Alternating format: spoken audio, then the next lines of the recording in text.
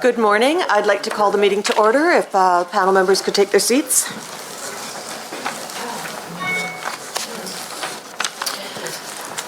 So I'd like to welcome panel members, members of the public and media who are in attendance today. And I would also like to acknowledge that we are gathered here today on traditional Treaty 6 territory and Métis homeland. And once again, I'm honored to welcome Elder Gloria Laird, who will begin our meeting with an opening prayer. Elder Laird has worked with the Government of Alberta for the past 20 years, including 9 years as the Aboriginal Resources Consultant for the Yellowhead Youth Centre. Elder Laird is an appointed elder on the Regional Council for the Métis Nation of Alberta Region 4. She is a loving mother to her son and grandmother of 2 teenage children, ages 14 and 16. She has opened several previous meetings for us, and we, as always, we're honored to have her join us again to open with a blessing. Thank you. You join me in standing.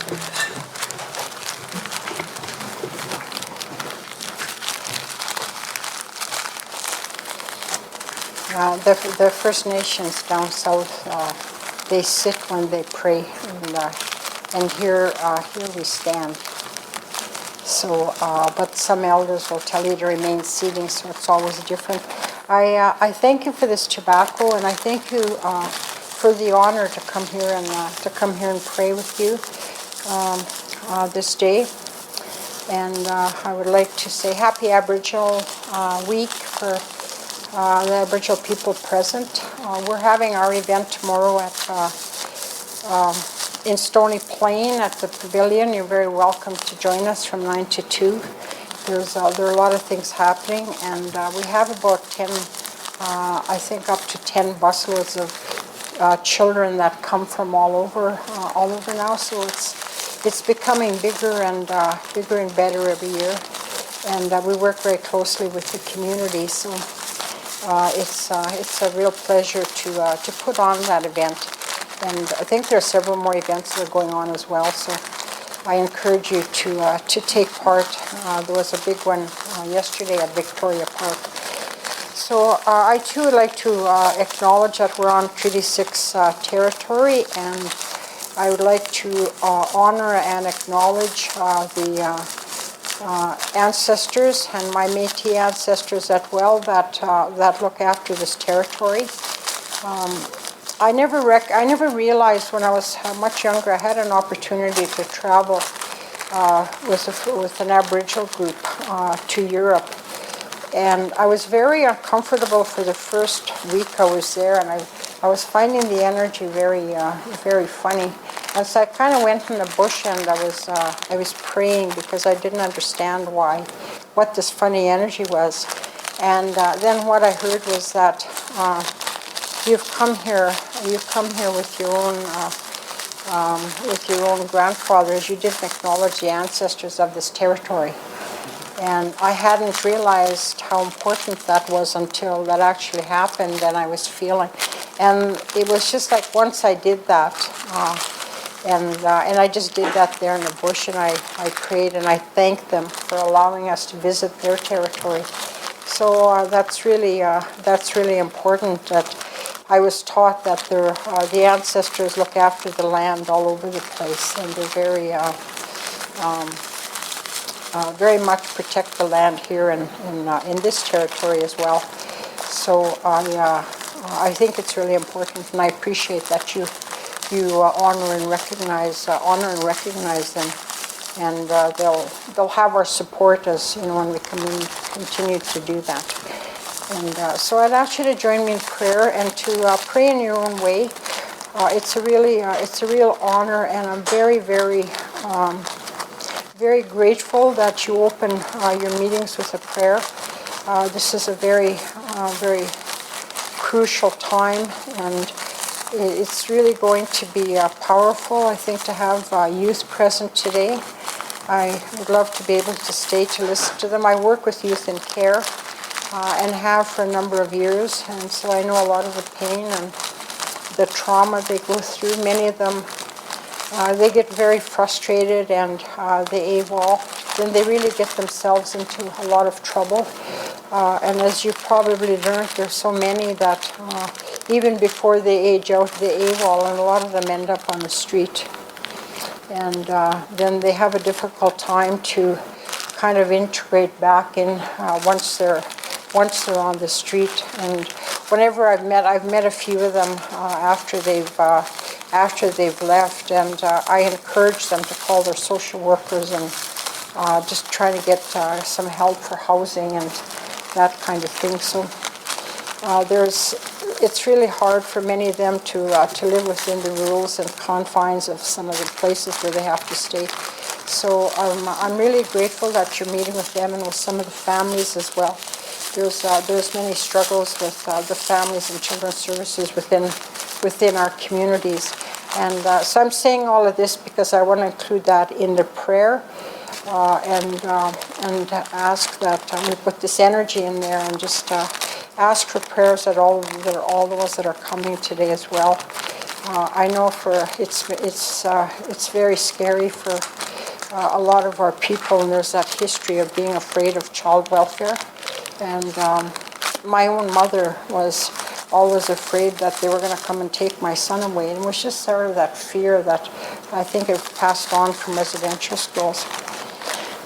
So thank you, Creator. We give thanks and gratitude for life. I give thanks and gratitude for this day. Father God, Blessed Jesus, Mother Mary, Mary Magdalene, Archangel Michael, all the archangels, angels, and saints, I'm calling on you to be with us this day and to bring good energy to this gathering today, and to support and help those that are on this panel that they're able to listen and open with their hearts to understand some of the trauma these youth have been in and the families, and how difficult it is for them to be able to speak, and so that they'll be able to recommend the necessary changes that are going to help all of our people in the future, and that our services are done in such a way that they're supportive of the youth, children, and families that come into care.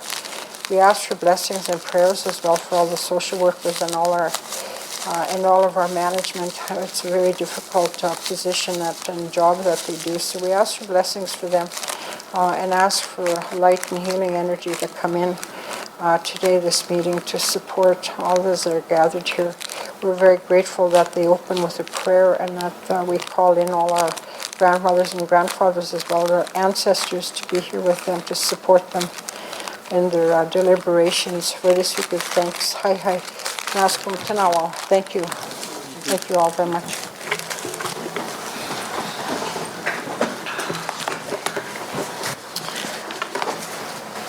Thank you very much, Elder Laird.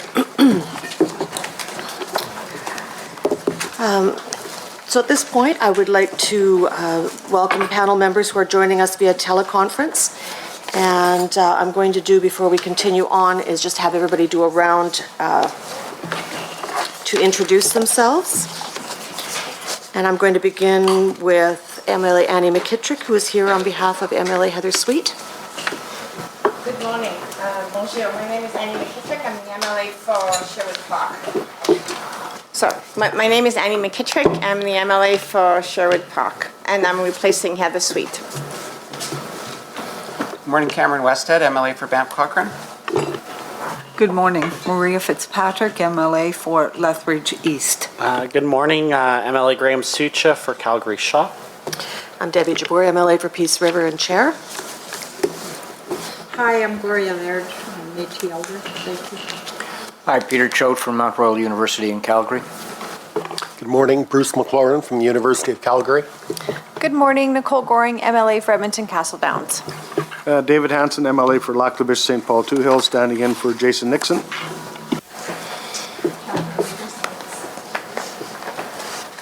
Good morning, I'm Cheryl Fricke, and I'm here to support the panel in any way I can.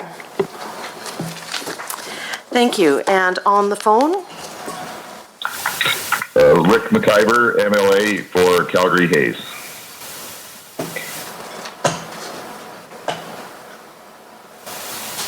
Greg?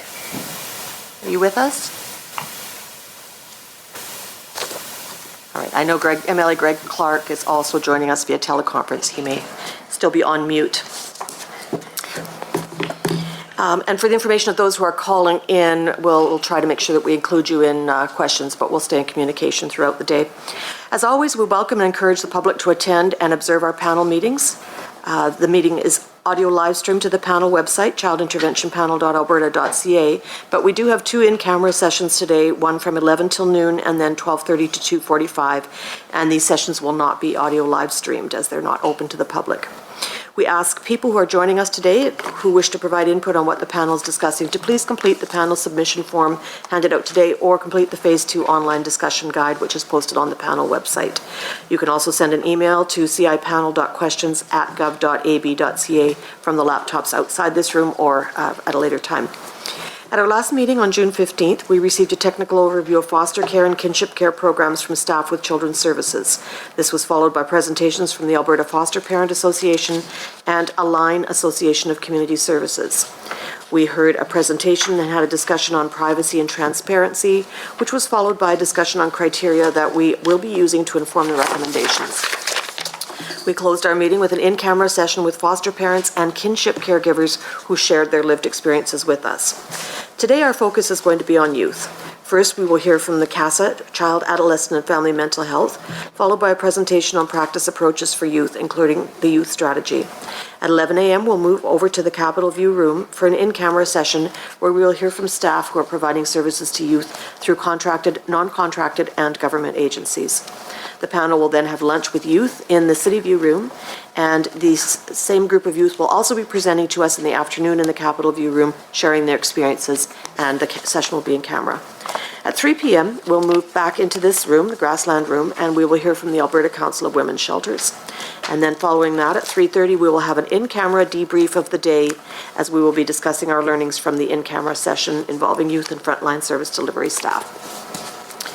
So with that, we will move right into our first presentation from CASA Child, Adolescent and Family Mental Health. And I'd like to welcome Denise Milne, who is the CEO from CASA Child, Adolescent and Family Mental Health, to take us through this. We have about 20 minutes for the presentation, followed by 15 minutes of panel discussion. So, thank you very much for the opportunity. Stephanie Taylor, who is a parent and a friend of CASA, who will share her experience with the system. Stephanie has agreed and consented to this being recorded as well.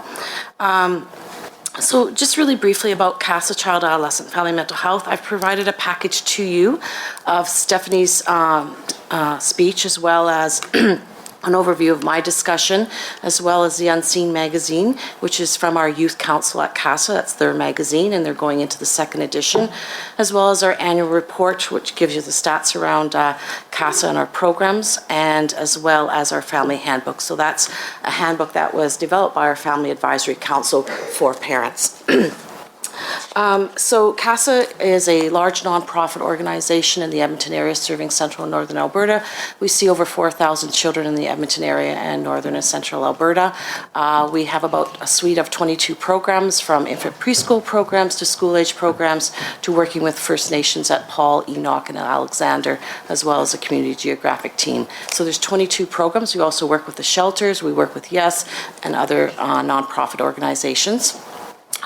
Just some of our key things that we're working on right now is a CASA research chair in child and adolescent mental health with the Department of Psychiatry and a number of partners. We're also looking at a consensus development conference with government, and government would have received that letter requesting support and funding to look at improving children's mental health in the system in Alberta. So we have a lot of initiatives underway. The other big issue that we're looking at is the wage differences. So through the Deputy Minister, Dr. Carl Armerheim, I was given the homework assignment of having an analysis of our grant and our wages. That has been completed, as well as interview 19 health-related nonprofits. That information is with Alberta Health, and we've worked closely with a number of people on that. I really want, and I think it's really important that the panel hear Emily's story. So I'm just going to turn it over to Stephanie, and then I will come back and talk about some of the recommendations for the system. Hi, good morning, everyone. My name is Stephanie Taylor, and I was telling Denise that I've written a few speeches. I continue to advocate with CASA, and it doesn't get any easier every time I talk about Emily's or write about Emily's story. Thank you for this opportunity to speak about my family's experience with the mental health system and the children's services system. Sadly, the words and story I will share today could be told by 100 other mums out there, many of who I have met in the last 3.5 years. In the cold early morning hours of 18 November 2013, I remember clearly it was -13 Celsius. My life and my family's lives were derailed when my 17-year-old daughter Emily lost her battle with depression and mental illness and took her life in a park a couple of blocks from our family home. 8 hours earlier, we had brought her to the Wainwright Emergency Department as we were once again scared that she was at risk of taking her life. The on-call physician determined over the telephone that Emily was not at risk and did not admit her, nor did he even come into the ER to assess her. Exactly 1 week earlier, Emily had deliberately hit a semi-transport truck head-on just west of Toefield on Highway 14 and miraculously survived with just a broken tooth and a cut on her leg that needed surgical repair. 4 days after Emily's accident, the phone call from the investigating constable with the RCMP knocked me out of my shock. I tried to believe Emily when she said the collision wasn't intentional. If I believed her, then it would be true. After that phone call, my husband and I went to Family and Children's Services office in Wainwright. After the severity of Emily's latest suicide attempt and the absolute lack of care by the mental health professionals at the U of A, it was made very clear that AHS wasn't going to help her. Emily was a risk to her own life. We grasped onto the hope that Children's Services would help her. They determined that Emily's situation fell under their legislation, and they immediately contacted the RCMP investigating the accident and her psychiatrist in Lloydminster. As Emily was on crutches due to her accident injuries, it was thought by all that she would be okay over that weekend. We had an appointment made with her psychiatrist for the following Tuesday morning on the 19th of November. We were hopeful that he would admit her finally after her head-on collision and the seriousness of her situation, and she would get help, but she did not live long enough. As I write this summary of Emily's last week of life for you, I'm filled with different emotions. With 3.5 years to reflect back on Emily's life and the failure of the system to help her, I'm filled with anger and frustration and, of course, pain. For 2 years before Emily took her life, we tried to get her the help she so desperately needed and to get answers as to why she was going through this. When she was 15, she started cutting and taking Tylenol, overdosing, and engaging in risky behaviors. We tried desperately to help her, to find out what was causing her sadness. After numerous trips to the ER to treat deep, self-inflicted cuts and Tylenol overdoses, and even one date rape drug-induced coma, she was never referred anywhere by her psychiatrist. She would see her therapist at the mental health clinic maybe once every week or two for perhaps 20 to 30 minutes. Never was an intensive treatment plan an option. In February of 2013, after another crisis, I emailed our MLA pleading for help. Concurrently, I made an appointment with Emily's psychiatrist and demanded that she be referred to Casa House. She had never given us treatment options, so that's why we demanded the referral. We received a quick referral for her orientation at Casa House. The following day, during an appointment with her therapist, Emily had informed her that she was on the wait list for Casa House and that urgent kids got in faster. Her therapist told me that she was afraid Emily would make another suicide attempt in order to get in faster, as the unknown wait time caused her a lot of anxiety. 3 days later, Emily was admitted. Casa House understood the urgency of Emily's situation. We were so incredibly relieved and blessed that she was admitted so quickly. We knew that the normal wait was up to a year. Due to funding restraints, Emily left Casa House after 21 weeks. The norm is 16 weeks, and Emily saw kids leaving Casa House before her who had come in after her, so her staying longer was becoming counterproductive. Had there been no funding caps put on the children's treatment at Casa House, Emily would have been able to stay for as long as she needed to work with her therapist. She trusted her therapist and disclosed to him that she had been assaulted when she was 14, and they were working together on helping her deal with that trauma. I know in my heart that if Emily's stay at Casa House had not been limited by funding, she would still be with us today. At the discharge meeting with Emily's therapist and psychiatrist at Casa House, we were shocked to find out that the Wainwright Mental Health Clinic had closed her file when she was admitted to Casa House. We were also shocked and felt so betrayed to find out that the Wainwright Mental Health Clinic said they weren't qualified to give her the treatment she needed following her discharge. The Vermilion Health Clinic also said the same.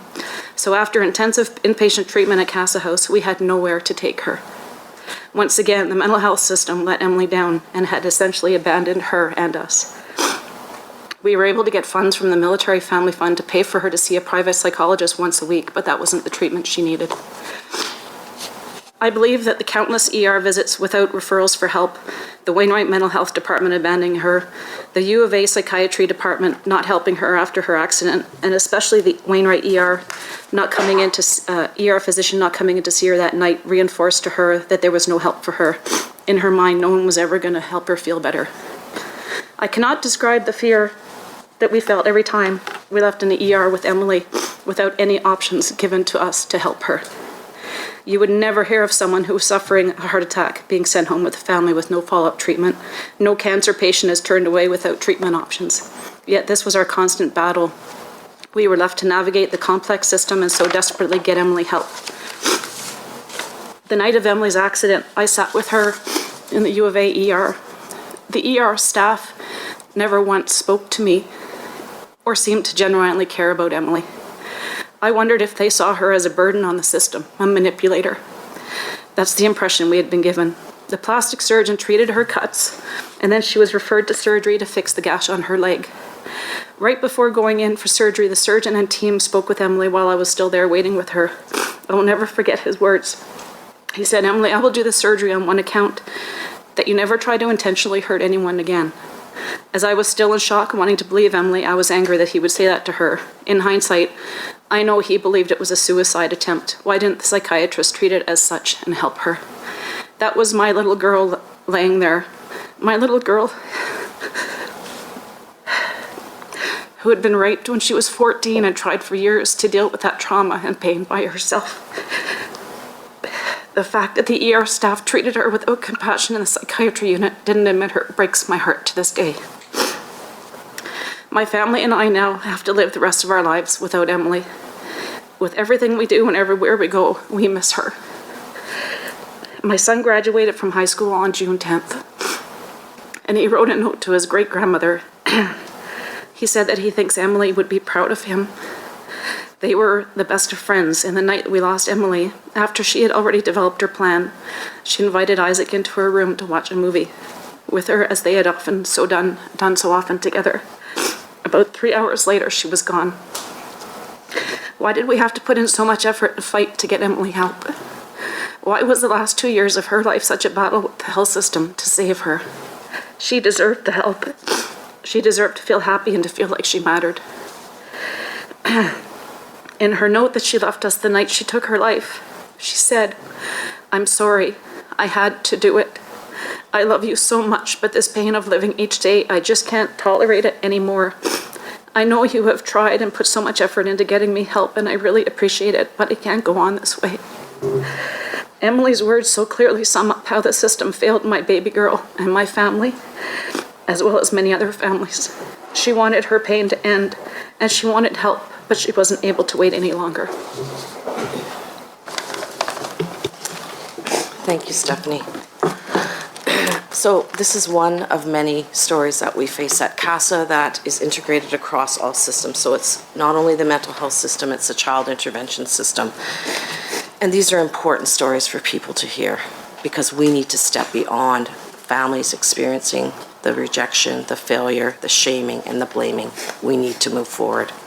So as you can see, mental health, addictions, FASD permeates across the system and child intervention services.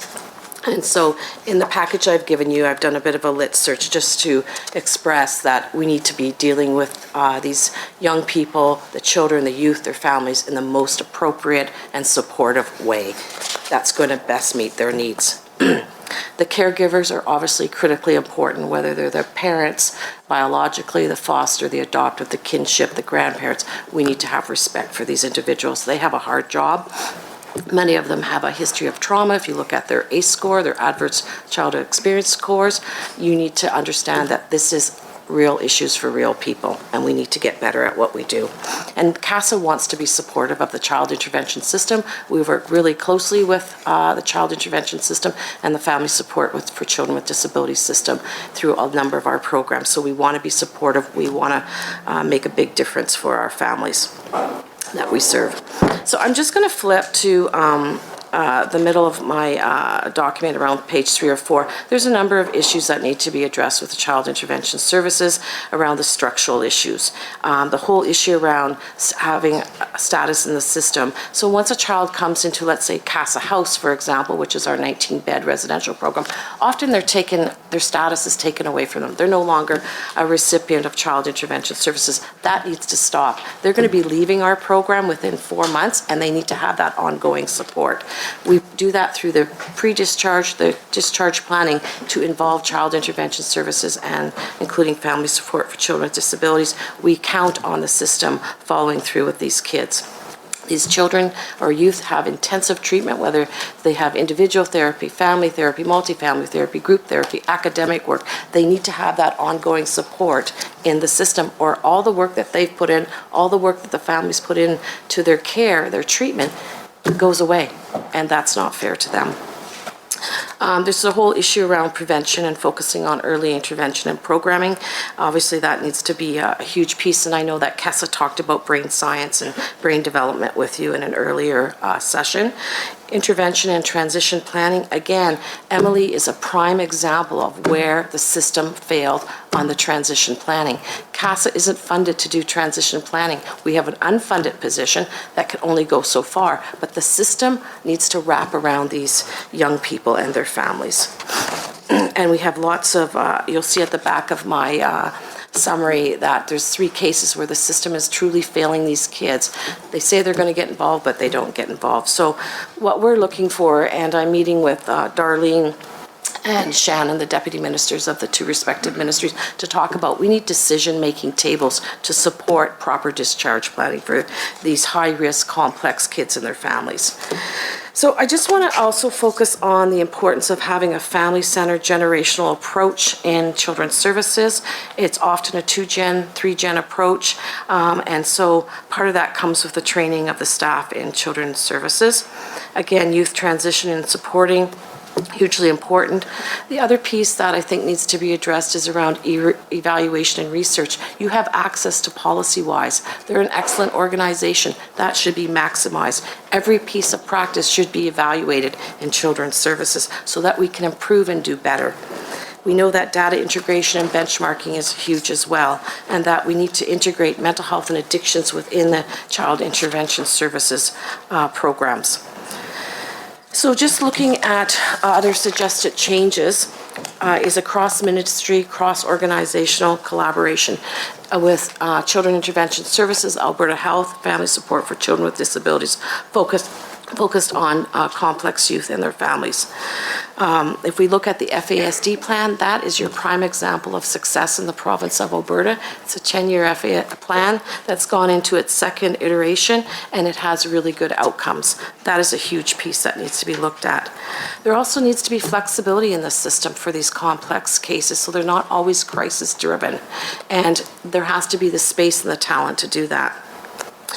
Placement stability, as you know, is huge. There's not enough placements. There's not enough long-term placements, short-term placements for these kids, so they can go through the intensive CASA programs, but then where do they go? To yes, that's short-term. To the streets, not on.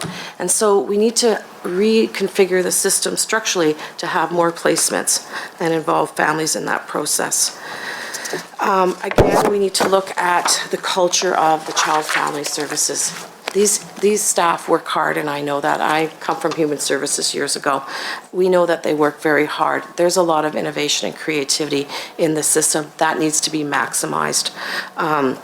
We know that they do a very difficult job. They come with an education, but they don't always come with necessarily the practice. And we need to find ways to embed that into the system so that they can do their job with success.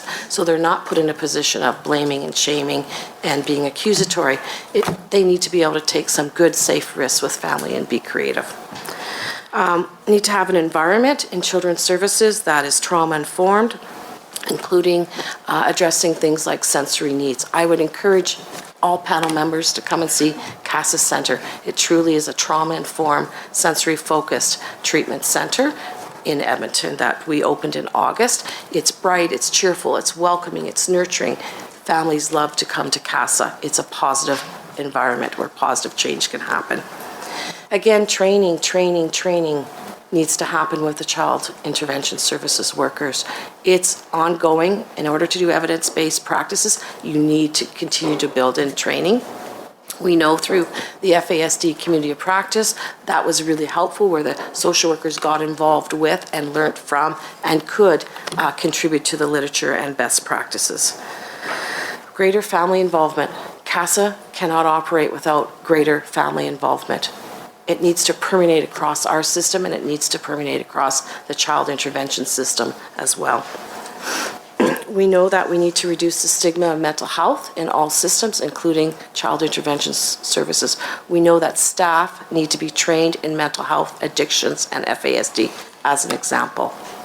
Because their caseloads are so complex, so mixed, they need to be knowledgeable in all areas or be able to know who to access that knowledge from.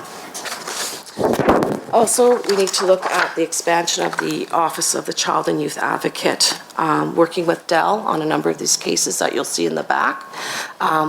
Each child needs to have an advocate when they're complex. They can't navigate this system. The family is overwhelmed, stressed, exhausted. They can't navigate the system. Maybe it's not their biological family. Maybe it's the grandparent that's trying to navigate the system. They're in an overwhelmed state. They're exhausted. They need to have that extra support. That's a good role for the child and youth advocate, provided they have the right resources. The needs of First Nations. The stats are there. We know through our work with Paul and Enoch and Alexander, high complex needs, but you have to allow community to drive the changes, and that's the approach we took. We worked closely with Paul Nation. They had 14 plus suicides in such a short time of youth. It was ridiculous. We need, as a system, to be supportive. Jurisdiction should not be an issue. We're all Albertans. Also, a closer link to research and practice. Again, the CASA Research Chair is an opportunity for the Child Intervention Services to come to the table and say, how can we focus on what we need to do? It's going to have expertise plus with 3 child psychiatrists involved. Huge opportunity for international, national change for us.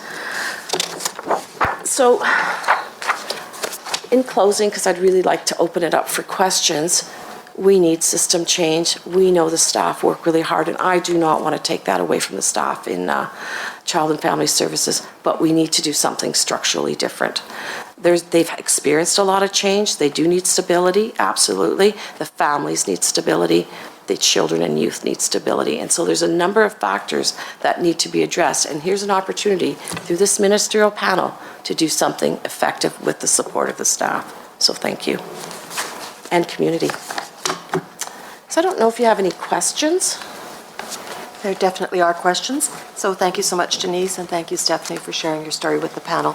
I will begin with on the phone, if there's anyone on the phone, and then I will go back to you later. But initially, it's Rick or Greg.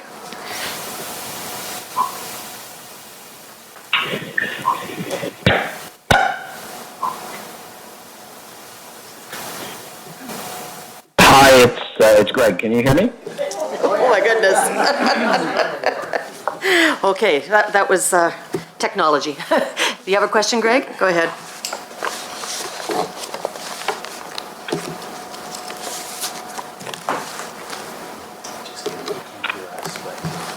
Chair? Yes, those on the phone, unfortunately, they can't hear us. That's why they're asking, can we hear it? But go ahead, Greg, if you have a question. Go ahead, Greg. Thank you, and appreciate. I really am at a loss for words in hearing your story, and it's. I just want you to know that it's incredibly meaningful to all of us for you to have come in and shared that with us. I guess what I'm struggling with is in that story there are so many things that fall into the category of I guess someone falling through the cracks of a system. And I guess I just wonder, Stephanie, if you can tell us if there's been any follow-up from any of the systems that you have you interacted with. Do you get any sense from anyone along the way after the fact that They understood that there were mistakes made, that there are gaps in the system, that there is change happening, be it in healthcare or any other system.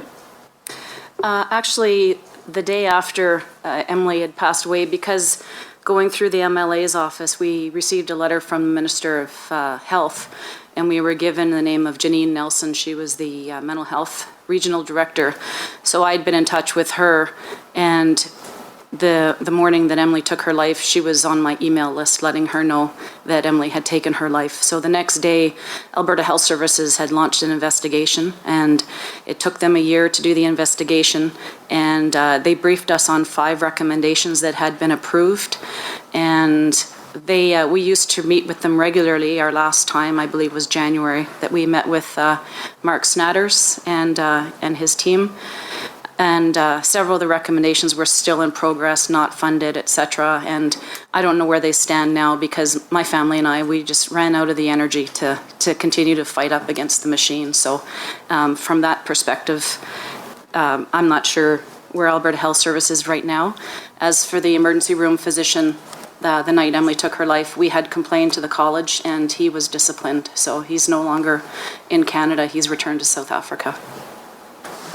So a number of recommendations were put forth by Alberta Health Services. They were supported by the Office of the Child and Youth Advocate. One of the concerns, of course, was they had timelined everything. The timelines went by. Again, I approached ministers and deputies and Alberta Health Services, flagging this as a huge issue because it's about the dignity of the family. You made a commitment, you need to follow through. And so the pressure continues on the system to follow through. They're good recommendations, by the way. Rick, did you have a question as well?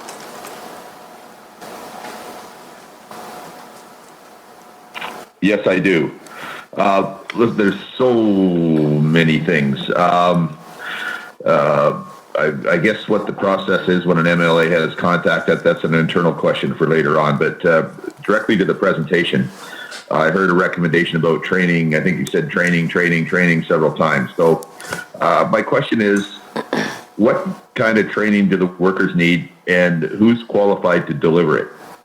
Because the theme of more training this is the first time I've heard it, so I'm really interested in your opinion on how we improve that, please. Yeah, so the training serves to keep caseworkers or workers in the system skilled and know where to access expertise. Likely the training would have to come from external. CASA probably would be one of those areas where there's a lot of expertise on mental health addictions and FASD. The caseloads that the workers carry in child intervention services are complex, and so they need that kind of support ongoingly. Obviously, they get training through the universities, and there's a strong partnership with the University of Calgary. However, you need ongoing training to stay current in practice and to ensure that you're providing quality, appropriate, evidence-based practices to the children and youth being served and their families.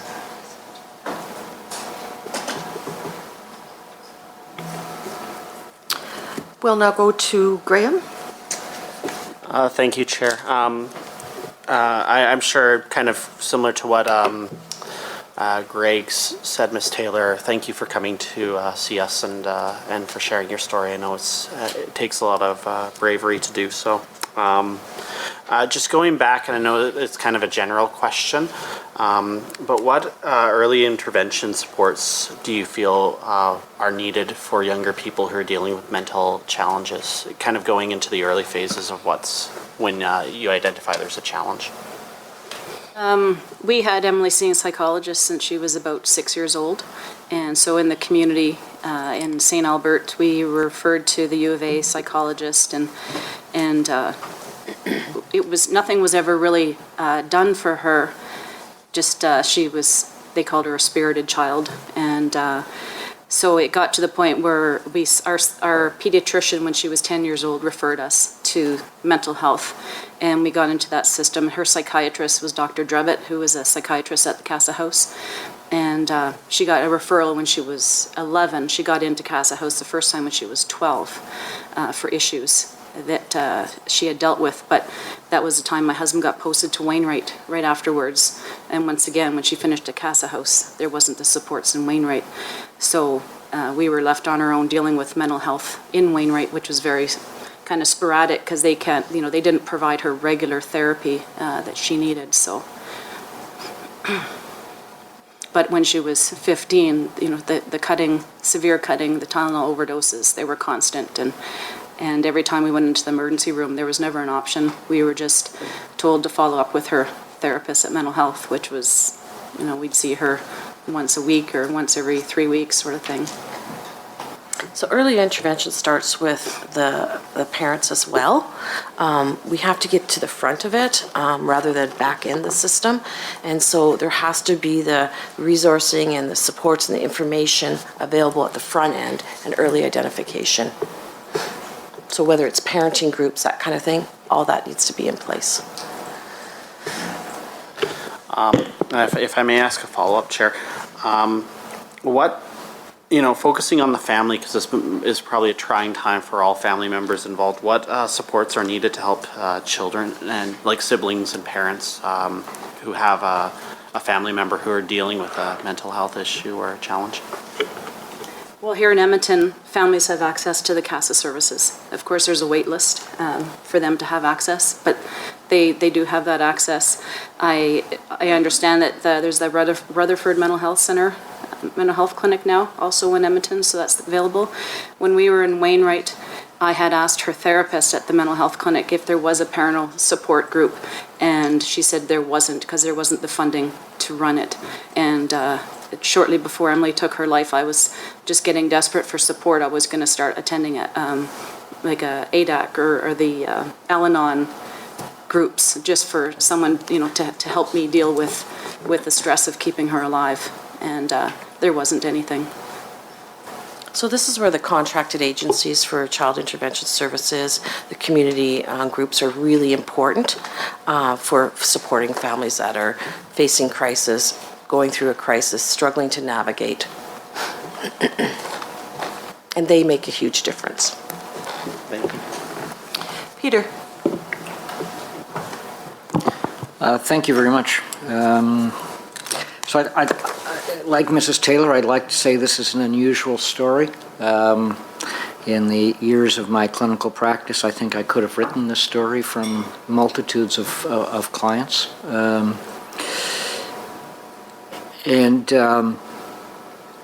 So, Denise, if I can,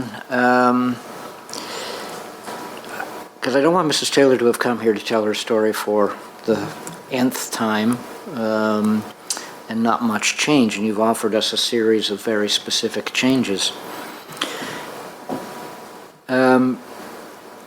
So I guess the fundamental question for me is your story, Mrs. Taylor and Denise, your material speaks of families fighting fragmented systems that don't want to touch down for very long on any of these difficult kids. You talk about the ER physician, you talk about the multiple trips to ER, you talk about difficulty accessing services in Wainwright, you talk about difficulty getting follow-up, you talk about funding limitations at CASA, you talk about limitations of parent support groups, you talk about limitations of family support groups, you talk about child intervention closing files when children come into CASA. So you hear this sense of fragmentation. How do we address that? How do we, because you're not the first person who's come and said this. So I think it starts with leadership in the system. That is hugely missing, I think. We need to have some champions in the system. So you as a panel are the champions now. I think that's hugely important. We ran into the same issues with valuing mental health. Huge, a 211-person consultation committee. So the community, which Stephanie got involved with, we created a community stakeholders group as well in order to put pressure on the system to do something with that document by David Swan and Danielle. We need the leadership. We need to learn from the past and not keep repeating mistakes. We don't need to keep creating more plans. We need some action through leadership. And it means pulling all the players together. We all have something to offer and contribute. Then if I understand correctly, you're talking about funding and practice, leadership coordination, as opposed to changes of legislation. Well, I'm sure there's probably some legislative changes that... But from your perspective? Yeah. From my perspective, it is around leadership, it is around funding. So Stephanie is absolutely correct. We have huge wait lists to get in our program. We have backlog once the child, youth, and family get into our program. So instead of having a session in 1 week, it may take 3-4 weeks. We have the wage difference issue, which is hopefully going to be addressed, that all contracted agencies face. We have turnover. We have very skilled staff. We have about 130 staff at CASA, all very skilled. We have 12 child psychiatrists, 3 pediatricians. We have a lot of expertise. We've had huge turnover in the past, up to 36% to 18%, much more stable this right now. That expertise needs to be accessed. Absolutely. Child Intervention Services needs to access that expertise to help with the training, maybe case consultation, those kinds of things. But we're spinning right now. And from my perspective, as I see youth leaving Casa House, the system it's falling apart and not supporting them after they've done all this hard work and there's no supports there. I am not prepared to send somebody to the streets, but I also can't keep them past 4 months based on funding. If I can be one quick more question. One of the things that I think then you're saying is that follow-up services through contracted agencies can be effective, but they are time-limited, and that time limitation does not coincide with the needs of the youth. That is correct. Thank you. Thank you, Madam Chair. If I could add to that as well, 2 of the Alberta Health Services recommendations were cross-ministerial recommendations as well with Children's Services. And the Child and Youth Advocate, Del Graff, his report also, because they investigated Emily's death as well, had recommendations as well to stop kids falling through the cracks like Emily did. What was the name of that they used in Del's report? This, it's Catherine? 17-year-old Catherine. Yeah, with a C. And it was done, I think, in September of 14. So there's a deep willingness for service providers to make change. We need to grow that process. Rhea. First of all, Mrs. Taylor, thank you very much for sharing your very emotional story, and I can certainly relate to it because I have a daughter who struggles with issues from her early childhood. My question, though, was for Denise. Denise, how do we ensure mental health and addiction supports are delivered in a culturally connected way? And I ask that because I live in Lethbridge, and we have many concerns about from the blood reserve. So I can actually give you an example if that would help.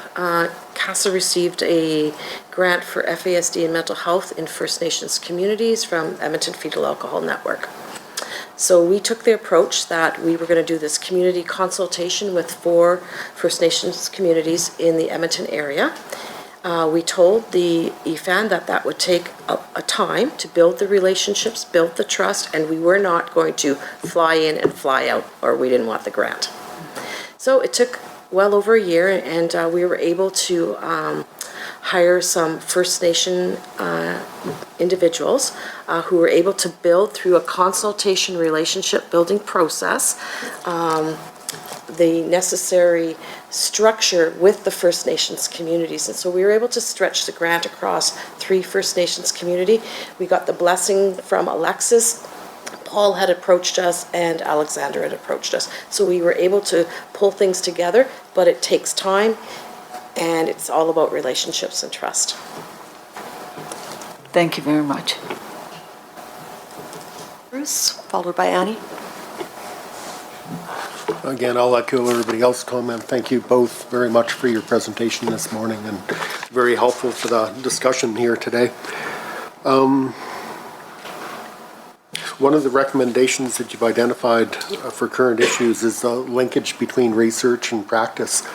And I wonder if you can talk a little bit about specific gaps that are occurring in practice as a result of that disconnection, but also very specific recommendations for child intervention services that would be helpful for your work and obviously for your daughter's situation too. I think it's hugely important that all practices have an evaluation component to them. So everything that we do at CASA is evaluated. Mm-hmm. It's hugely important to see where we are and where we're going. Are we making a difference? It's important to get feedback from our youth, from our families, and so we have a number of strategies that we do that. It's important to get feedback from our stakeholders, so we have strategies to do that. But our clinicians, every piece that they do, we have tools in place in order for them to see how effective they are in practice. That concept needs to be embedded in all social services health sectors. And it'll be unique to that sector. So there's not one cookie cutter approach. Mm-hmm. But eval and research is critical today. And hence, that's why we're moving in the direction of a CASA research chair with the university. We need to be publishing what we're doing. We need to be demonstrating and showcasing our practice and learn from that.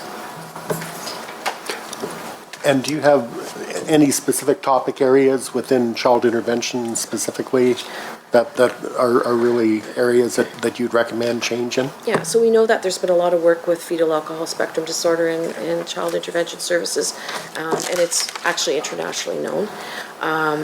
We know that there's opportunities through trauma, through abuse, neglect, lots of opportunities, and there are pockets of research, but our system in Alberta needs to take ownership of that because they have the data, they have skills.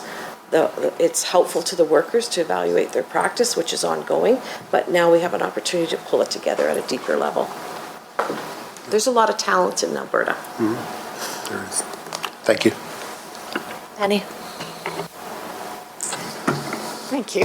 And I've had the pleasure of meeting you, Stephanie, at the ride that you and your husband do every year in memory of Emily and in support of the work of CASA. And I remember how special it is, how you're giving back and you're working with families and you're really making public what happened to your family to help other families. And so I'm so glad you're here today and I was able to come and substitute and hear your story again and the impact that it has. And I also want to put a plug in for your ride for next year so more people know about the amazing work that you're doing to support the work of CASA. And I'm hoping the ride went well the day after I left. But I wanted to ask a question about research. I think you've talked a lot about research and how the work that CASA is ongoing and the work that you're doing with families and mental health practitioners and everyone. And so I was wondering, what does the leading research say are the most effective preventive and early intervention supports for individuals that are impacted by mental health and addictions? What are the best strategies or intervention? So CASA's engaging what's called Hand in Hand. It's a program out of Toronto that looks at the promotion of and awareness of mental health at the front end. So it's in our infant preschool program. We're also engaged in a research project called SNAP, Stop Now and Act program, across all our programs. We're also involved with the Palix Foundation with ACEs, the Adverse Childhood Experiences Survey, where we give that instrument to our youth and families. Because we also have an adult mental health program. And so we are one of 15 sites, 10 US sites and 5 Alberta sites. And so that research is very powerful on the level of trauma that parents have faced and child or youth have faced. And so there's a number of projects ongoing. That's how we'll improve our practices, is through those learnings. And I want to ask a question, Stephanie, around as a parent, what would have been the best support strategy for you, or on the ongoing support strategy? And I brought this up to Alberta Health Services when I met with them, kind of a peer network for the families who are struggling, because with the mental health emergency room visits, overdoses, people don't talk about it. So I know for statistics right now, we live in St. Albert, they said in the paper there's 1 suicide attempt every day going into the emergency room. What are those parents doing? What support do they have? I know, being a survivor of suicide loss, walking with other parents who are on the same journey as me, who have made it so much farther, I've drawn a lot of strength from that, to see that, you know what, I can do this too, because they've been able to do it. So I would see great value in that. And it's just that it's so secretive because it's all medical care, but, you know, it's just like when the Alberta Health Services was investigating into Emily's death, we would have given anybody consent to talk to anybody to save my child. So, you know, to sharing families' information so that there's, you know, the parents can connect, absolutely. So based on that learning, CASA is, through the Family Advisory Council, developing a Parents Helping Parents program based on the BC Institute of Families model with Kelly Anderson. And so what that means is that we will have parents who are in a paid position to support and help other parents. And so BC actually has parents in the emergency rooms to support other parents. Phenomenal.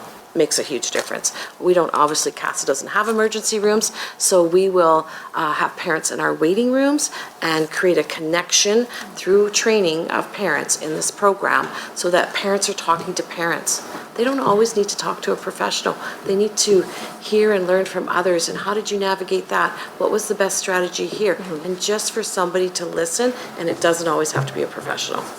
So moving on, the next segment we have is Practice Approaches for Youth with Donna Bell from Child Intervention Division of Children's Services, Kim Spicer of Child Intervention Division of Children's Services, and Jackie Asseld, Advancing Futures Bursary Children's Services. Did I get those right? I'm not missing anybody? Perfect. All right, then I will ask you to please go ahead with your presentation. Am I on now? Yes? Okay. Thank you so much for having us here. We're going to do a bit of a trio. I'm going to start first, and then Kim, followed by Jackie, and then I'll just close up with the one last summary. The purpose for my piece of the conversation is to talk about the Youth Strategy Initiative that resulted in doing surveys across the province, including focus groups. So I'm just going to talk about some areas of focus, the intent behind this, the process, outcome, next steps, and service delivery that's focused on youth. So in terms of the next slide, the purpose is, we started this project in 2015, and it was designed to achieve better outcomes for youth involved with our system, to try to create greater consistency how we serve youth across the province. In 2017, we have 2,543 youth between the ages of 12 to 17 that are in care in Alberta. When we first started this project, we started at 38%. The following year was 37%, and this year we're at 36%. There's a variety of reasons that we think that the number is going down. It could be in result to our intervention practice that has youth going home and being back in their back home with their kin or significant others. The next slide speaks to what we did. So we gathered data. We did mixed methods analysis through electronic surveys as well as focus groups. The focus groups, as I move along in my slides, were only specific to youth. We did not do focus groups with the other stakeholders. We wanted to make sure when we went down this project, and that's why it took us a full year to plan and prepare, to ensure that we were getting input from a variety of people, to ensure that we were setting this up successfully and being well thought out for all the considerations, particularly when we're going out and asking people questions. So sometimes asking a question is not an easy question to ask. We need to be very mindful of the things that we're asking people and what that could potentially do to folks in terms of reinstigating a trigger for them or memories and those kind of pieces. So we wanted to make sure we took this approach very seriously. We made sure when we did the informed consents that caseworkers or a particular guardian of the youth were able to walk them through to see some of the questions that we were asking, so that they were there for support for them in case there were some questions there that triggered those issues for them. We also made sure that caseworkers were available to the youth after the focus groups, and I would check in myself with the groups after just to make sure, how you doing, any questions, things like that. We were really mindful that they had supports in place throughout this whole process. So in terms of the data collection, how we started this project is we initially gathered feedback from staff, both our intervention feedback as well as the delegated First Nations agencies, which are not our staff but do follow our legislative pieces and take care of youth as well. We wanted to talk to the DFNAs, the 17 DFNAs. I personally called each one of them to talk to them to ask how they wanted to see this unfold and what that would look like, so that they could help us with developing this process and how that they wanted to see themselves involved in this process. From there, they identified themes that they thought we should focus on when we were out there asking stakeholders some questions. Some of the focus themes that they gave us on the slides is looking at inadequate services, supports and programs for youth, particularly youth that are in high-risk areas, youth that are in rural areas where there's not services readily available for them, and youth in First Nations communities. They also pointed us in the direction to need to ensure that youth are connected to their family and back to their home communities, the need to ensure a successful transition to adulthood, and the need to ensure that there is an effective relationship between the worker and the youth. The next slide speaks to who are our participants. So we spoke to youth, we spoke to staff, we spoke with our contracted external agencies, we spoke to our caregivers, and we spoke to parents. The next pie beside you speaks to all the areas that we were involved with. So as you can see, it was a full provincial scan. What should be noted about this particular piece is that we have never done a snapshot, one place in time, where we were able to speak to all the stakeholder groups to get their thoughts and ideas. The last exit survey that was done with youth was in 2005, so to have this type of engagement is quite significant for us, and it helped us really lead down a path of some pointed themes for us to continue to look at. So in terms of the participants, which is the slide up here, we had 157 youth participate in the electronic surveys.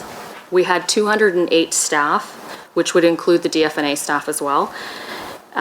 We had 172 entries from contracted agencies. We had 159 responses from caregivers, and we had 10 responses from parents. In terms of the focus groups that I mentioned, we were able to meet with 86 youth from 5 regions across the province.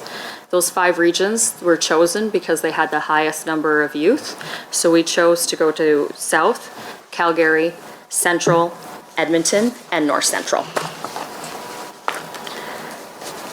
In terms of what we heard, the feedback obtained demonstrated clear themes regarding youth and care. We heard these following themes: support services, mental health and disability, transitioning to adulthood, caseworker supports, caregiver supports, communication, connection and sense of belonging, housing support, and career and education. Next slide, please. So what did we hear that was working well from the youth?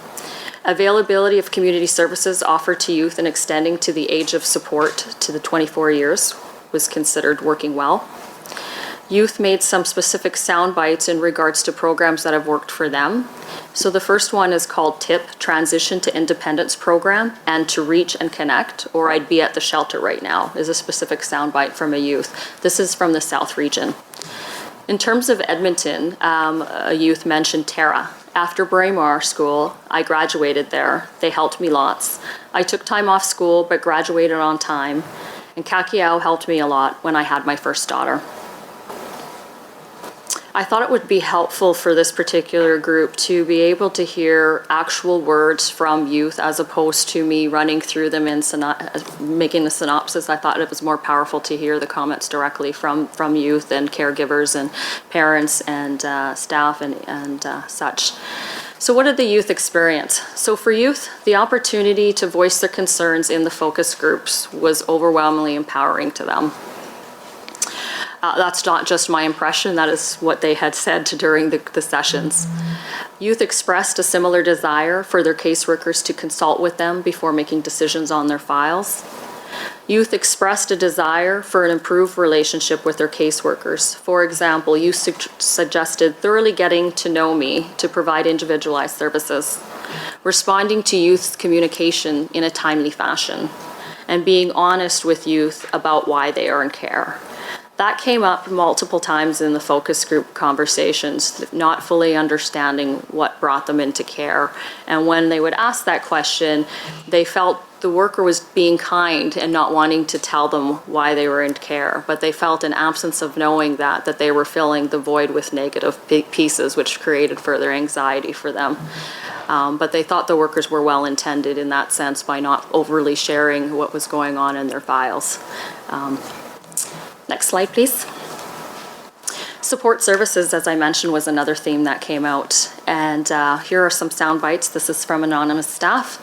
We need to develop better supports that serve to mentor, coach, teach, support financially, emotionally, and spiritually as they are prudent guardians incumbent to do this. Another agency is services that wrap around a youth are ideal, flexible programming where youth can try as many times as needed. And from a youth, support, work with me, because sometimes I feel like it's just doing it myself. Basically to figure out the swear word I need is that if that's doing a program or stuff like that to help me or guide me to get there. Next slide, please. Mental health and disability services is another theme. We do have 2 slides on this one. Mental health services are not adequate by any of the respondent standards. The lack of these supports are linked to placement instability, low educational attainment and challenges, and successfully transitioning into adulthood. A staff comment, there are a lack of resources to support skills learned in training. Caregivers, more training on mental health and impacts of trauma. Continuing with the theme of mental health and disability supports, youth impacted by fetal alcohol spectrum disorder is the largest challenge that our staff face serving at-risk youth. Caregivers, agencies, youth, and staff identified addiction as an additional challenge that some youth face. Of one particular question we asked in the survey, 17 out of the 37 chose to respond to this particular question indicated that they had suicidal ideation or thoughts of self-harm in the past. The soundbite at the end from the youth says, "How do you change your addictions? Fix myself somehow." That particular statement was said in one of the focus groups.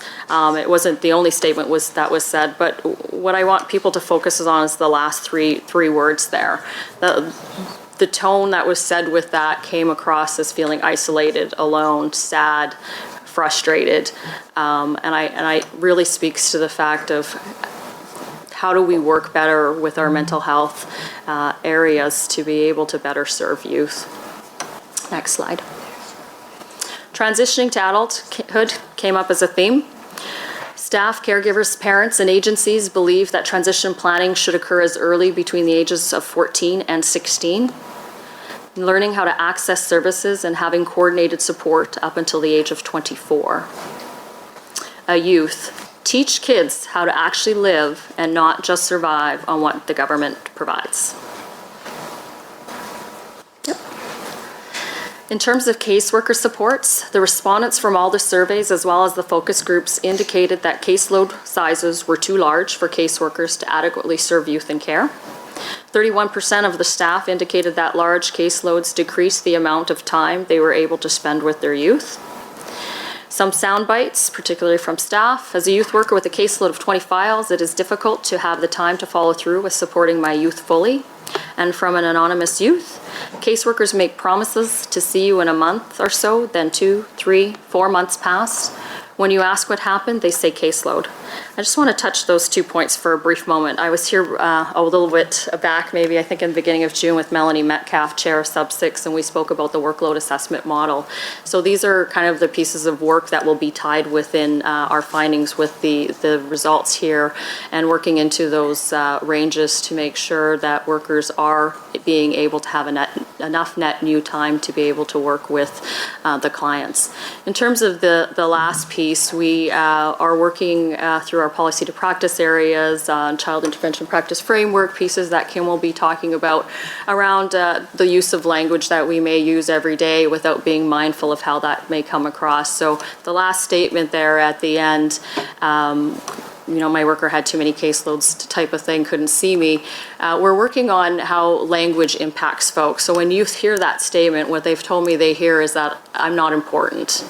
And you're paid to care about me in this period of time. And they feel that it's another indication that where do I go from here? I feel helpless.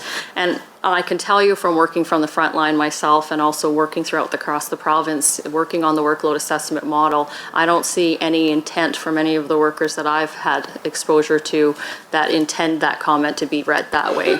But it's mindful that we're aware of the words that we're using and how that may impact. So we're working on those pieces as well. Next slide, please. Caregiver supports. Caregivers identified the need for additional support, such as ongoing training and access to information resources to ensure that they themselves have the proper skills and the resources required to better serve the youth that are in their charge. Increased education and training of those involved in supporting youth to ensure proper values and less restrictive approaches is a soundbite from one of the caregivers, and the next two are also from caregivers. Training on how to proactively respond to challenging aggressive behaviors, including self-harm, and specific programs and supports available within the community. Communication with youth. And I'll just go through them. The first one is youth and caregivers and agencies. Listen to me. Be available to discuss my case. Actually listening to them and not just making decisions for them. Seeing their caseworker more often so that person understands their needs. Listen to them. Engage them in their future. Encourage their success in what they choose. Connection and a sense of belonging. It's important to have meaningful relationships with non-professionals, particularly biological family, kin, and foster families. Youth express desire for greater connection with their caseworkers and family, as well as more information about their biological family and the particulars of their case. Many patients stress the importance of cultural connections. Similarly, the youth wanted to be encouraged to maintain their cultural connections. And this is from a parent. Youth are not exposed to their culture unless they want to be. However, youth are not mature enough to recognize the importance of their culture when not exposed to it. Next slide. Housing supports. Having enough food to eat and a safe place to live is not always the case for youth in care. I want to touch that one for a brief moment. That particular statement came as a result of youth being in places that they may particularly not agree with or like and often leave. And they cited when they are in those types of situations, food and a safe place to live is not there. And there's a variety of reasons that they give for that. So what that speaks to when we are placing youth is having those conversations of what would engage them to stay in the placement that meets their needs. Because we don't want youth out there not staying in the placements where there are food, where there is a house, and choosing to be in another area that's not meeting their needs. So we really need to work on those pieces for sure. We need to make sure youth have adequate housing opportunities and that they have stable placements. And this is from a youth. When foster kids are moved around, it shows them that they are not as wanted as they thought they would be. It gets tiring and dreams get dissipated. This is from a caregiver. The most helpful supports are enough food, clothing, and a safe place to live. Staff person having a safe living arrangement, and anonymous agency indicating homelessness is often a struggle for youth once they age out of care. Another theme, career and education. It's important to youth that their caseworkers support them to achieve their educational and career goals. That staff use a number of key strategies to support youth to complete their education, including engaging with the youth, collaborating with the schools, and celebrating successes.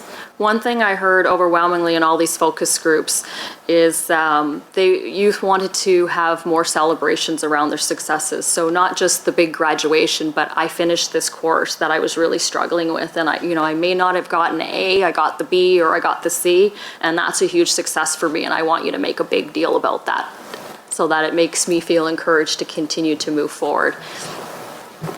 Another youth, when I was 18 and had my first kid, my social worker helped me get into the Young Mums program. And when I left that program, she helped me stay on track with schooling through correspondence. So challenges youth face. There's a bit of sound bites in there. I'll just go through them. So some of the themes we heard about challenges that youth face is being supported. Please help me celebrate my successes. Involve me in the decisions that impact me. Involve me in my culture, even if I don't know what it means or why I should be involved in it. And even when I'm being resistant to it, help me understand why that's important. And definitely a sense of belonging. Where do I come from? Why do I matter? Communication barriers due to employment regulations, not just a Monday to Friday job that you care. Youth want to know, who do I call at 4:30 on Friday and until 8:15 on Monday morning? So that really speaks to building their networks, but they need help building those networks as well. So we need to be really mindful of those pieces. They all want to feel like they belong to a community. Even though they cannot make it back home, at least they know where they come from. When I was 15 and I needed something, they named a particular worker, would be there right away. Ever since I turned 18, I feel like they're barely there. I've had to go through so many social workers to talk to mine. A staff person. There's very often a hostile relationship between mental health and child intervention staff, as both agencies are stressed. Next slide. Potential areas for growth. Building trust, not feeling forgotten, smaller caseloads, consistent services. So some more sound bites from youth. My third social worker was great. Texted, called, comes to visit, went above and beyond. We connected quite well. Still stay in contact. It was great. Communication is definitely key. Remain connected with family, even though they can't take care of you, is really important. A team approach where the caseworker listens to the youth and the foster parent. We are all different and not the same person. They use the same method on different people. Not everyone copes the same way as everyone else does. And I'm just going to, before I pass this over to Kim, I'm just going to close it up with a bit of a summary just so you have context of how the youth felt comfortable to be able to share some of the comments that they did, particularly in the youth focus group conversations. We set the context by honoring them for their experience, and one of the ways to honor them for their experiences and getting people to talk is bringing food in. So they requested pizza and pop, so we brought in pizza and pop to have the conversation. But as a further gift that we wanted to provide them, because they are the experts in their right, and we were getting information from them, and they were getting pulled away from something they may have wanted to do and not necessarily wanted to sit in a room in the evening with some people from somewhere else, they chose to. And we gave them gift cards, $25 gift cards to go towards whatever particular area they wanted. Some wanted shoppers, some wanted iTunes cards, those kind of things. And so we wanted to make sure that we were listening to them every step of the way. Part of that, getting the youth to also converse with us, I was the facilitator of each of those sessions, was to disclose where I come from as well, and what that work was for me and why it was important for me to hear from them. And part of my disclosure was talking about working in the system myself as a worker, as well as talking about coming here on an intergovernmental exchange for the last 3.5 years. My real business is working at a college teaching social work.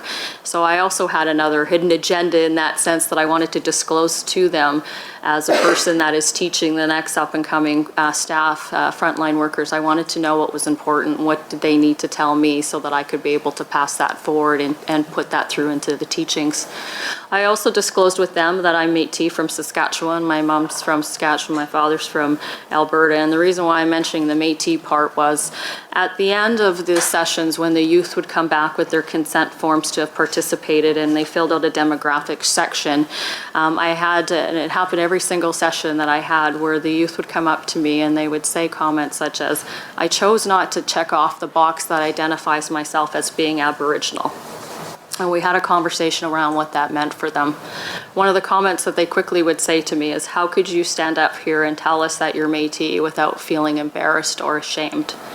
And so, without getting into the personal conversations of that, I helped walk them through some of those pieces as well, and what that meant to identify who I was and how I live, and that I hope that they could get to that place for themselves too, and that they could be able to ask for the supports to be able to get there, and to see that being First Nations, Aboriginal, Métis, whatever tag you want to use, is not something to be ashamed of or feel stigmatized, but that I understood where they were coming from in that particular situation.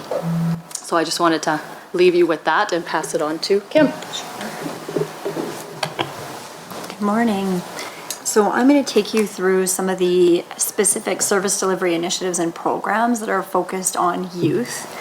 We've met before, so I think you all remember me. I work in the child intervention area in the policy practice and program development branch, and I have a practice unit that supports staff provincially with these practice approaches and initiatives that we'll talk about, and I also oversee the policy team. So as I was listening to the presentation this morning and Donna's presentation, I felt like the pieces that we've heard and what the youth caregivers and staff have said are really quite reflected in what our hope is and what our outcomes are in child intervention, and our plan and commitment to supporting youth and their families in making sure that they can access programs that they need, and really looking to help youth fulfill their full potential. Definitely, Donna's presentation talked about youth indicating that they need more connections to their family and their culture, connections to mental health supports, housing, educational supports, more support with transitioning, and that those transitions are really best done when they have a voice, when they're involved as youth, when we start early and we work in partnership with the people that are going to be important to them now and in the future when they're adults. And I really saw that a number of the strategies and initiatives that we're going to talk about this morning really fit with that. So hopefully you'll see that those linkages as I walk through a few examples. So we have about 5 that I'm going to speak of this morning. The first one that I wanted to touch on is the Lifelong Connections Practice Strategy. It's a bit of a mouthful. It is a strategy, and I think you have the draft in your package of materials, that ties in with the practice strategies that we spoke about earlier in June when John and I were here talking about some of our initiatives. So the idea of the lifelong connection strategy is to build on those practice strategies. The strategies that we have in place across the province today are really designed to help staff link our data, research and evidence, leading practice approaches and tools with those principles from the child intervention practice framework, and really support staff to tie principles with specific behaviors and tasks in their work to do the work in the best way that they can with kids and families. So certainly the Lifelong Connections is focused on strengthening kids that are in children's services care, regardless of their age, connections in the 4 main areas of permanency. And that's been a bit of learning for children's services, that we need to stretch our thinking about what it means to connect kids in those 4 key areas. So those are relational, physical, cultural, and legal. I think historically in children's services, we've been focused on legal permanency, who's going to care for this child and make that long-term forever commitment to children. And we really want to think about how are we making sure kids are well. And kids are well when we think about legal, but as well we think about who are they connected to in the relational sense. So what connections to their extended family, their friends, important people in their community do they have, and how do we continue to build and strengthen them for kids and youth? Physical permanency means having a stable placement. Where do they go every day? Who do they know they can go to at Christmas time? Where do they sleep in the evenings? And cultural permanency is a critical one, where for kids to know where they've come from, where they belong, and what those pieces of their cultural past and future look like. And together, the 4 domains of permanency really ensure that kids and youth are well over time. So the Lifelong Connections strategy has some specific areas where we would look to focus on how we're going to build relationships for kids and youth in those 4 areas, how we're going to maintain those connections for youth in 4 key areas, and how we're going to reconnect youth and children that might have been disconnected in some way in those 4 pieces across the areas. The Lifelong Connection strategy is a strategy that is certainly guided with children's services staff, leading the way using some of those approaches and tools we've talked about before. So if you look through the document, you'll see elements of using the signs of safety tools. Some of those are clearly involving children and youth and their voice, so working using the 3 houses or words and pictures with kids. They also include some of our other strategies like family finding, where we would look to see who's important to a child or youth and how do we find them and build that relationship or reconnect them.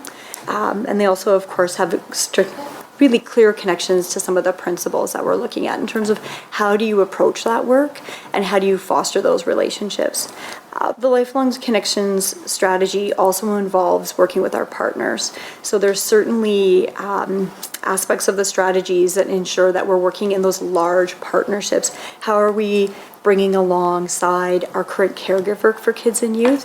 Really important if a child's placed out of home, that their caregiver understands the importance of those 4 areas, is actively involved in supporting the child or youth to be connected, and is also building and fostering those relationships so that kids have an opportunity to do those things as they're coming and going.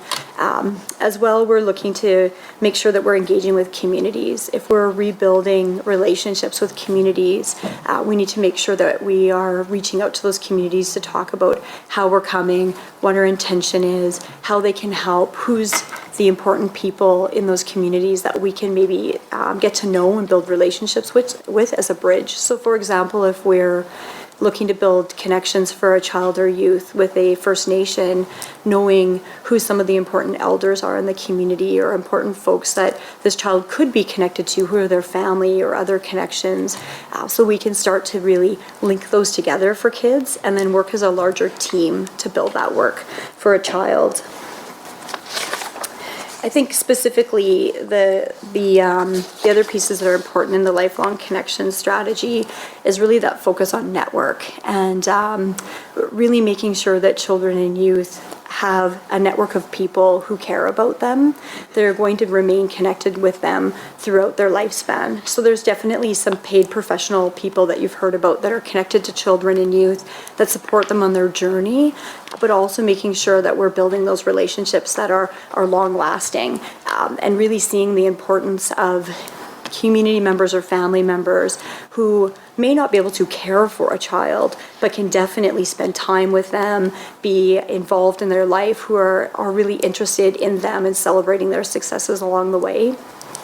As well, the Lifelong Connections strategy does have some really specific and intentional pieces for casework for our caseworkers. So it also lays out some best practice processes for how we would bring families connect together and communities together to build those networks, how we would work with that larger team if we're looking to re-engage a child with a family, perhaps move them home to reside with family. So there's some really specific pieces in there to guide casework and really ensure that the voice of the child, the caregiver, and that larger team are all considered in that planning.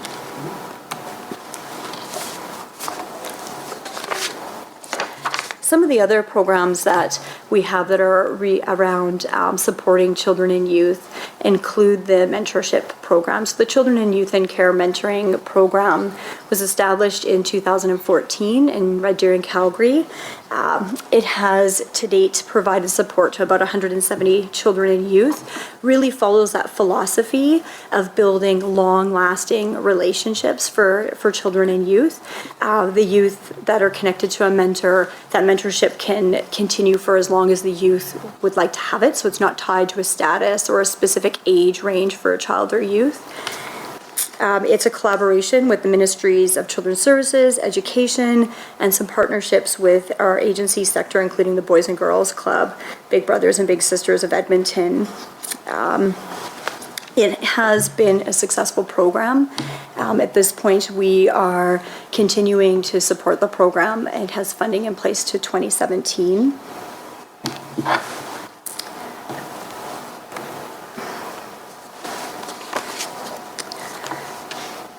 We have lots of different programs across the province that support some of our youth who reside in our care to transition to independence. For today, I thought we would highlight one of them.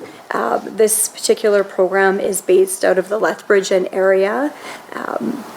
The Housing Options Transition to Independence program is a really flexible program in that it allows kids from ages 16 to 24 to work through transitioning to adulthood from where they are starting at. So I hear, my kids are not 16 yet, but I hear that that journey through adulthood is going to be different for each kid in all of our lives, and certainly for our kids in care, that is also the case. Some of our 16-year-olds are ready to be far down the path of being independent. They'd be interested in having lots of their own ability to choose their path, being in a placement where they have lots of their own decision making, and others along that continuum are going to say, I'm not at all ready for that. I need to be here and I need to work on these things. And so the program is really quite flexible to think about with the team, where is this youth, what do they specifically need to transition to adulthood well and safely and as successfully as possible, and can then really guide that path and build that unique team for that youth. I think what we've learned from the programs, certainly this one as well as others, is that the youth that we work with are complex, and you've heard lots about the complexity of the work that we do. In terms of supporting youth through adulthood, we still have many things that we can learn from evaluating programs such as this and building on what works and trying to work through some of that complexity for youth along the way. We certainly have found that using strategies like the Housing First philosophy, where we make sure kids have a safe place to stay, and then we work through the issues and challenges that they're facing as they come, is helpful. Using harm reduction strategies, where we're really starting where youth are at and trying to build on their successes, is really helpful. I'm going to turn it over to Jackie for a while. Good morning. I'm pleased to be here this morning to talk about the Advancing Futures and and Transitional Support Program. So Advancing Futures was established in January 2014, and the goal was to assist youth who've been in care or continue to be in care to achieve their educational goals. And the program provides social and emotional transitional supports and funding to support youth transition out of adulthood and into post-secondary education as a means of obtaining a long-term career goal. It was established specifically with youth. They helped the ministry design the program. And it's introduced to youth through their caseworker as part of the Children Youth Enhancement Act.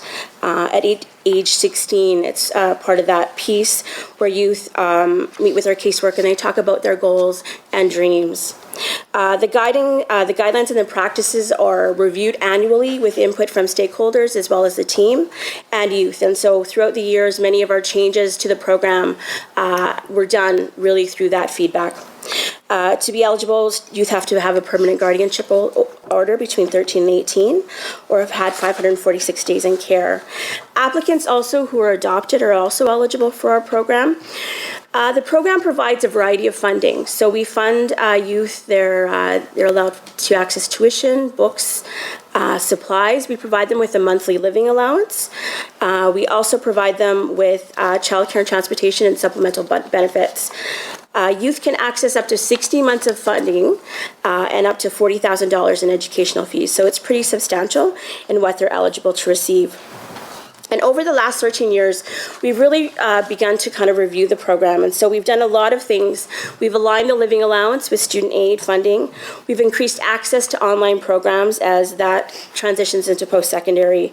We've been able to introduce health benefits to the program. We've increased accessibility through a transportation benefit.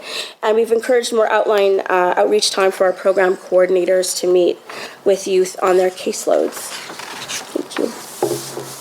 So I wanted to talk a little bit about why the program is successful. And so over the last 13 years, we've had 2,300 youth who've received funding from our program. 1,100 of them have actually graduated with a certificate, degree, and diploma. One of the pieces that we look at is program completion. And so we're pretty proud of this statistic. 85% of the youth that come into Advancing Futures complete their program of study.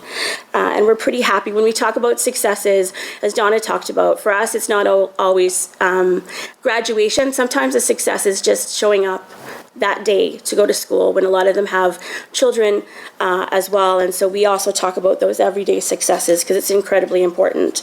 We do a graduation survey every year. And so 100% of the youth that we surveyed last year, we usually have about 75 youth a year who graduate. 100% of them had graduated, and 83% of those were employed, and the remaining were actually accessing a higher education. Part of the transitional support model that we provide is why the program is really successful. And so we really focus on three things. One is readiness assessment, one is engagement with the youth through program coordinators, and one is a real true focus on transitional planning. So when we talk about readiness assessment, we talk about youth being ready, willing, and able to attend post-secondary. We help them identify the tools and resources they require to be successful. We want to be able to focus on career investigation. What type of challenges are they going to face? Do they have youth? Do they have children? Are they in a rural community? So what does that really look like? And are they stable? So what is their knowledge of their community? Do they have stable accommodation? Have they been in a home longer than 6 months? And who are those really true supportive people in their lives that are going to make them successful? The other piece we focus on is a program coordinator. So every youth is linked to a program coordinator in our program. We just introduced standards this year that talks about our standard is that every youth every 30 days has connection with their coordinator, and that's the minimum. We recognize that oftentimes when a youth is in struggle, they can access us anytime they need to. Lots of times they'll text with our coordinators after hours, they'll text on weekends, and they'll talk to them that way. The other piece is the transitional support model, and this is where the coordinators assist them in achieving their success, because we recognize they're going to have significant transitional challenges, whether it's accessing affordable housing, mental health care, just budgeting, those kind of challenges that they have, living everyday life skills, and also just how to be successful in schools. The third component is transitional healthy success throughout the program. So 15% of our program coordinators' time is really looking at that financial support piece. The other 85% is really supporting them on a day-to-day basis to be successful. As their situations challenge, we will also adjust. So as our circumstances change, we adjust that transitional plan. And when students are graduating, we really focus that last year is really focused on where you want it to work. So we work with resume building, we link them to career employment counselors in establishing a career. The other piece I wanted to highlight is every year we have youth who are eligible to access the Duke and Duchess of Cambridge Scholarship. And this is a scholarship the government of Alberta created specifically for Advancing Futures youth. So every year, 25 of our youth who have high academic results are eligible for this program. Last year, the GPA was 3.4, and we think that's incredibly significant considering where youth come from and the challenges that they face on a daily basis. Some of our program statistics, so we are a small program, there's 10 of us in the program. $8.3 million is allocated to that. Of that, 7.4 gets allocated to bursaries. We have a 40% of our youth who are in our program have self-identified themselves as Indigenous. And youth have a variety of opportunity to access pretty much any kind of program that they want to in Alberta, and we're pretty proud of that. One of the pieces that we've been working on really is that increasing access. So currently we have 4,900 youth in Alberta who are eligible, and about 15% access the program. Now, if you look at post-secondary statistics throughout Alberta, that's not unusual. About 15% of Albertans really do access. But we would still like to see that increase. And so one of the pieces we've really been working on is a recruitment strategy. So we are sending emails to caseworkers twice a year who have youth specifically on their caseloads that are eligible. And we started doing that in October. We think that we might have gotten through because this year we just finished an application intake and we had 200 more applications than we did last year at this time. So that's a 60% increase, and that's pretty significant. So we hope that through that value-added emails and reminding caseworkers that transitional planning and education is important, that will also increase throughout the years. One of the pieces that I thought you might find interesting is some of our socio-demographics. So youth that are accessing Advancing Futures this year, about 75% of them are young women, 25% are young men. 25% of our youth are parents, and so 77% of them do have one child, and 23 have either 2 or 3 children. 51% of them do work while they're in school, and so that is also significant as well. 79% of them graduated from high school before they came to us, and so that's also a significant piece of information. We also recognize that they're very transient, and so 61% have only lived in their community for less than 2 years. So when we work with youth, we want to make them connected to their community so they ensure that they know where to access those services, and that's one of the pieces that coordinators work on. The other piece is where they're living, and so 22% of them do live with foster parents, a biological relative, or they couch surf is what they like to call it, and then 78% are living on their own or with their roommate. Thanks. Thank you. Back to me. I wanted to add, I think Jackie did a good job describing how they've reached out to Children's Services staff to really highlight the program and the successes of the program. We've certainly seen an increase in supports for our youth through the education program, both at the worksite and then transitioning over to Advancing Futures. This past year in our Child and Family Services areas, we had over 220 youth graduate from high school, which is a pretty impressive number and continues to grow every year. So I think we're on some of the right track in terms of supporting our youth in thinking through how we continue to build those long-lasting networks for them. I'm kind of shifting gears a little bit in the slides to talk a little bit about some of the work we're doing for addiction and mental health support in child intervention. Today you've heard lots about how many of our children and youth that we're involved with in child intervention come with mental health and addiction issues as well. It adds to their complexity. And there's probably 2 pieces that really line up on this slide around some of our protocol development that we're working on, and then some of the service delivery pieces that we have underway to support children and youth that are dealing with mental health and addiction. Specifically, earlier when Casa was presenting, the Remembering 17-Year-Old Catherine Advocates report was mentioned, and there is a recommendation in that report for Alberta Health Services and Children's Services to work together to develop a protocol around supporting children and youth that are dealing with mental health and addictions.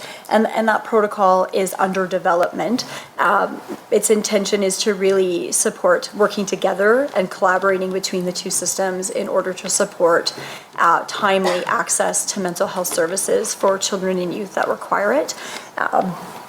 As that develops, we certainly have a number of programs and initiatives underway in service delivery looking to bridge that gap. Some of them that are noted here include working on bridging supports and screening services for mental health supports for children and youth that need that in a way that meets their needs. And Emily Taylor this morning had spoken about waiting for services, and that particular program is in some ways meant to think about how can we connect with kids and families earlier, do some assessment work around what they need, and then look to bridge that gap so that they're not waiting for services. Some of the other work that we're looking at is around programs like the Youth Community Support Program. That program is really meant to support youth and families when they're exiting acute, inpatient, or formal treatment services. So again, if they were able to access those acute services, however, when they're then going home or leaving those services, how do we bridge those needs for them? And those programs are really meant to support kids and families in the way that they need, so they can access housing if kids need to remain out of home for a period of time for some services before transitioning home. They can include supports in the family's home and community. And the benefit of that program is that they're working in cross-ministry partnerships. So you're working with professionals across the system. So mental health professionals are working alongside of children's services professionals to build the right plan for kids and youth.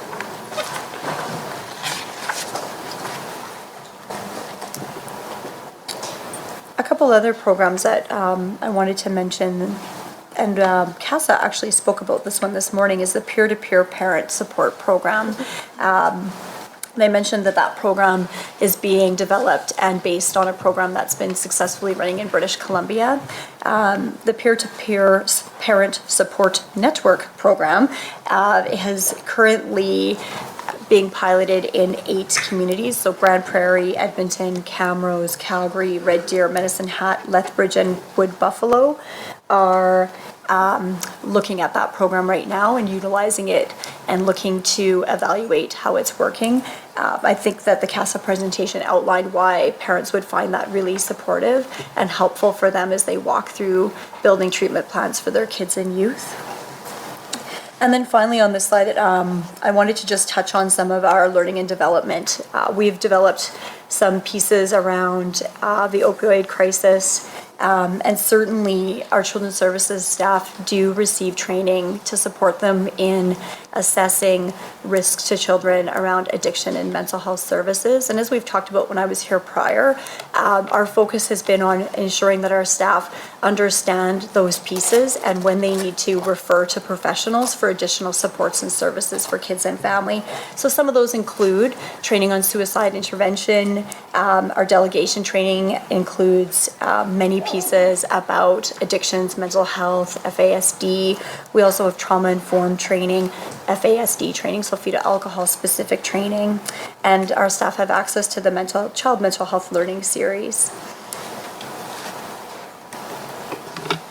Okay, I'm going to quickly wrap this up for us in terms of areas of consideration. we know that we need to make sure that staff require clear guidelines around what expectations are for youth with the support for financial assistance agreements. We also need to look at an evaluation to determine what is the impact since increasing the eligibility up to age of 24 years. We know clearly developing youth relationships and connections with their natural supports will set them for success long term. We know that ongoing engagement and input with youth in their families in a meaningful way is something that we need to continuously do to understand the families that we served in the best way that we possibly can for best outcomes.